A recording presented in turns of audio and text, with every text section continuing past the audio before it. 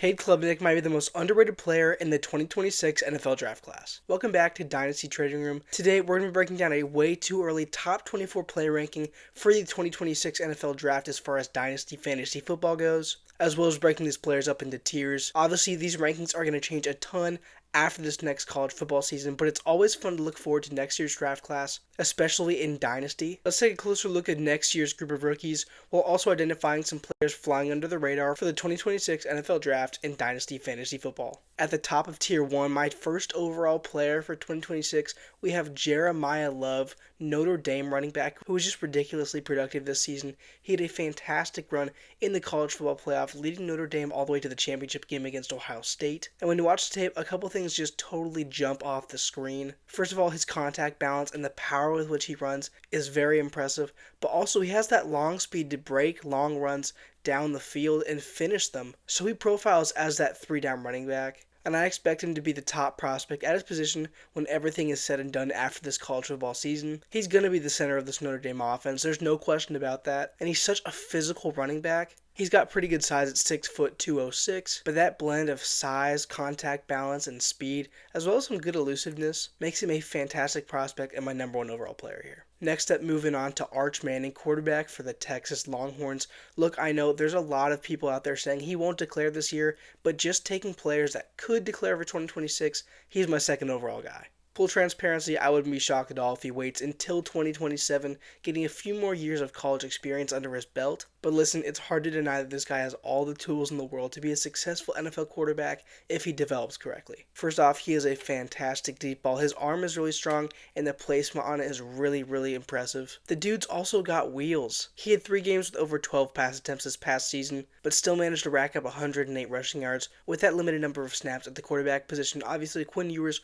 was their starter for pretty much the entire season outside of an injury he sustained, where Arch played a good amount of the snaps. And he looked really impressive in those weeks where he was forced into the starting spot. I think he's going to be as good as advertised. Obviously, football runs in the Manning family. I don't think it's going to stop here with Arch Manning. In limited snaps at Texas so far, he's looked very impressive. I expect it to continue, and Texas should make a good run into the college football playoff in 2025. Making our way into Tier 2 here, we have Drew Aller, Penn State quarterback. He just finished up a really strong college football season in 2024. However, he did fall down a lot of rankings after failing to show up in big moments during the playoff. He wasn't atrocious by any means, but definitely did struggle against teams like Notre Dame when it mattered most. Aller does several things really well. He has fantastic arm talent, being able to make a ton of throws all over the field. He takes care of the football really well, limiting turnovers, and he also throws the football with a lot of impressive touch, which is a quality I love to see in quarterbacks, especially as young as he is. Looking at the fantasy upside, he did stack up over 300 rushing yards and 6 rushing touchdowns this past year for college football, so he could definitely produce in the NFL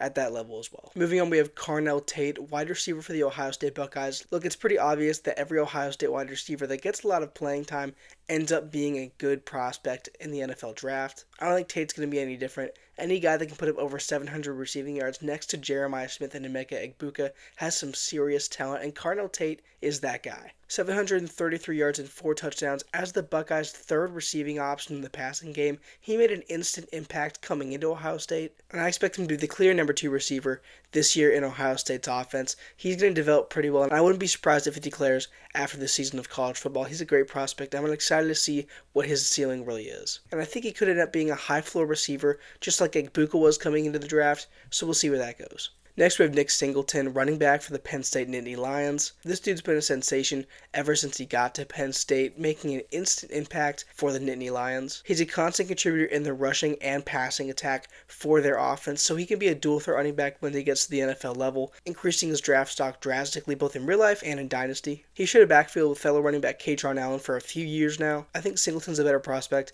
but I do like both these guys. I think Singleton can make an even bigger impact this year, and he obviously thinks so as well because he did return to Penn State when he could have declared for this year's draft. Next up, we have Garrett Nussmeier, quarterback for the LSU Tigers. To me, Nussmeier is a boomer bust prospect. 29 touchdowns and 12 interceptions in 2024 made for a roller coaster season for the Tigers. He'll return to Brian Kelly's offense for another year after a pretty solid season in Baton Rouge, throwing for over 4,000 yards in 2024 in his first real season as a full-time starter. Nussmeier is able to make throws on the move, however. He's got great arm strength, and his ball placement is really impressive, especially down the field, so I wouldn't be surprised if he's a first-round pick in next year's draft. Next, we have Zachariah Branch, who transferred from USC to Georgia to play wide receiver in 2025. He made a decent impact at USC through the first couple years of his college career after being a highly recruited prospect coming out of high school. He's an electric athlete and an elite returner when given the chance. It'll be very interesting to see how this Bulldogs offense operates with a new quarterback under center, of course. Obviously, Carson Beck is no longer there at quarterback.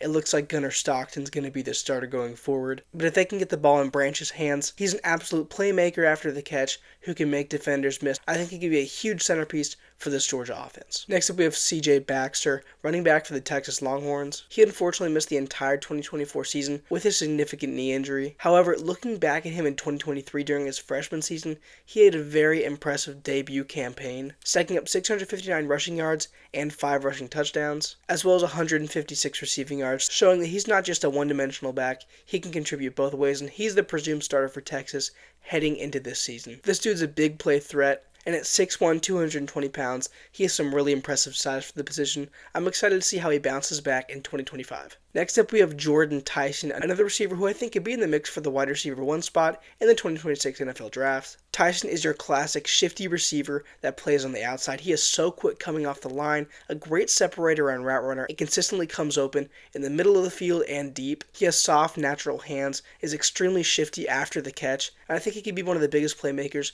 of the entire college football season this year. He's just such a fluid athlete at the line of scrimmage. I'm very excited to see what he can do for Arizona State as they look to continue their impressive run from 2024. Next up, we have Mekhi Lemon, another USC wide receiver. This dude's a really good deep threat with great speed. I think he's a dynamic athlete. He figures to be one of USC's top receivers once again this season.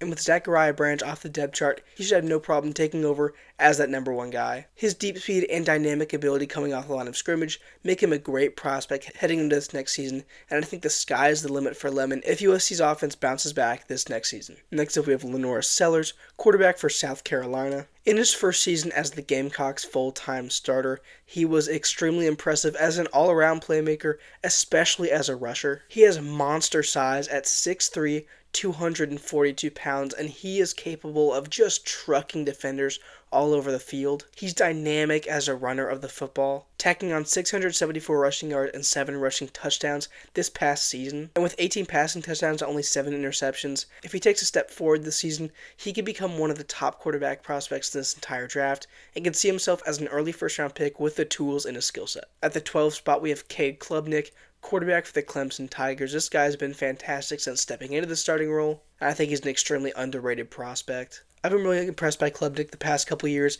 especially as a rusher. He's been dynamic in that area with a lot of speed, and his deep ball is fantastic consistently with great touch down the field. He's a great improviser, especially out of the pocket for Clemson. I think he's going to have a really strong year this year with a good group of receivers around him. I think his ceiling is extremely high, especially as a prospect. He's going to be a great player in college football and hopefully in the NFL as well. Next up, we have Justice Haynes, running back for the Michigan Wolverines, former player for the Alabama Crimson Tide.